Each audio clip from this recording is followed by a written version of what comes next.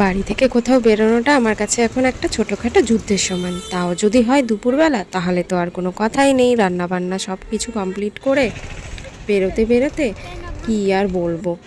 তো আশা করি তোমরা বুঝে গেছো আমি কোথায় এসেছি। আমি এসেছি মার্কেটে চৈত্র সেলের বাজার করতে।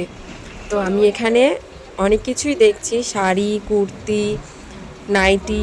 এবার কি কি কিনবো সেগুলো তো আর এখানে তোমাদের সবটা খুলে দেখাতে পারবো না। চলো বাড়ি গিয়ে তোমাদেরকে সব দেখাবো। তো এখানে আমার কেনাকাটা প্রায় কমপ্লিট হয়ে গেছে। আমি বাইরে বেরিয়ে মেয়েদেরকে কুসুলের রস কিনে দিলাম, আখের রস যেটাকে বলে। তো মাম্মামকে দেখো খাইয়ে দিচ্ছি স্ট্র দিয়ে, ও কি সুন্দর করে খাচ্ছে। আর সোনাইয়ের খাওয়া হয়ে গেছে। তো এরপর আমরা বাড়ি চলে যাব, বাড়ি গিয়ে তোমাদেরকে আবার দেখাবো। হ্যালো বন্ধুরা, গুড মর্নিং। কেমন আছো তোমরা সবাই? আশা করি সবাই খুব ভালো আছো, আমিও খুব ভালো আছি। কাল ছিল চৈত্র সংক্রান্তি আর আজ হলো পয়লা বৈশাখ, বাঙালির নববর্ষ। নতুন বর্ষকে বরণ করে নেওয়ার পালায় আমরা বাঙালিরা বছরের প্রথম দিনটা সিদ্ধিদাতা গণেশের পুজো করেই, পুজোর মধ্য দিয়েই শুরু করি, যেন আমাদের সারা বছরটা ভালো যায়। তারপর থেকে তো চলতেই থাকবে, প্রত্যেকটা মাসে একটা করে উৎসব। বাঙালির 12 মাসে 13 পার্বণ। সে যাই হোক, পয়লা বৈশাখ নিয়ে অনেক কিছুই বলে ফেললাম। এবার বলি, আমরা দুজন এত সকালবেলা এখানে কেন বসে রয়েছি।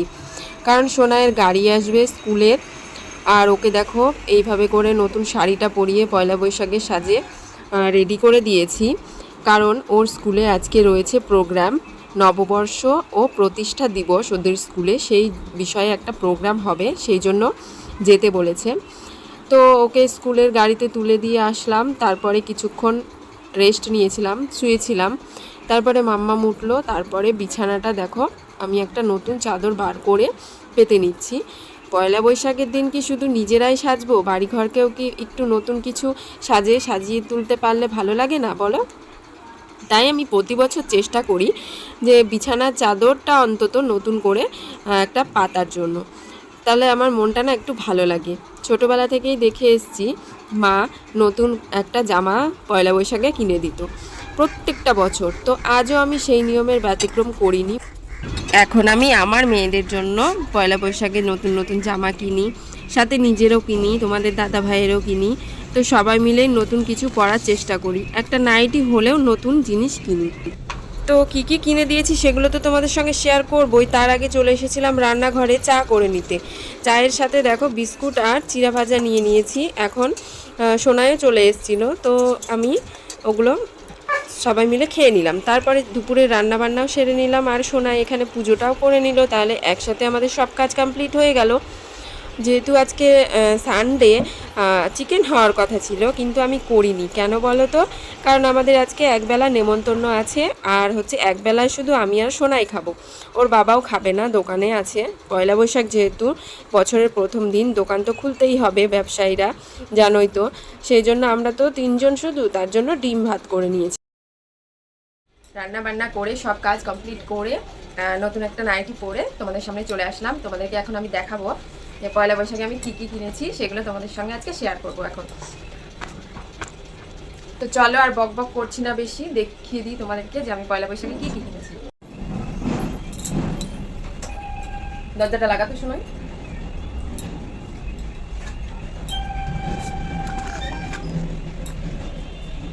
লাগা।